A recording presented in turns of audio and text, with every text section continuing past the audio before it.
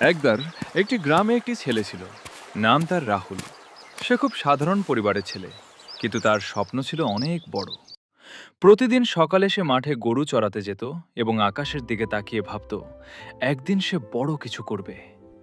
রাহুল পড়াশোনায় খুব মনোযোগী ছিল। গ্রামের ছোট স্কুলে পড়লেও সে সব সময় ভালো ফল করত। তার শিক্ষকরা তাকে খুব ভালোবাসতেন এবং বলতেন, তুমি একদিন অনেক বড় হবে। এই কথা শুনে রাহুল আরও উৎসাহ পেত।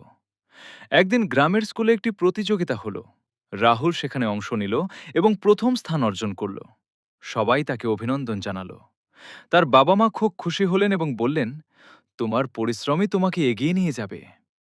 রাহুল কখনো হাল ছাড়েনি। সে কঠোর পরিশ্রম করতে থাকল এবং ধীরে ধীরে তার স্বপ্নের দিকে এগিয়ে গেল। বড় হয়ে সে একজন শিক্ষক হলো, যাতে সে গ্রামের অন্য বাচ্চাদেরও শিক্ষা দিতে পারে। এই গল্প থেকে আমরা শিখি, পরিশ্রম আর ইচ্ছাশক্তি থাকলে যে কেউ নিজের স্বপ্ন পূরণ করতে পারে।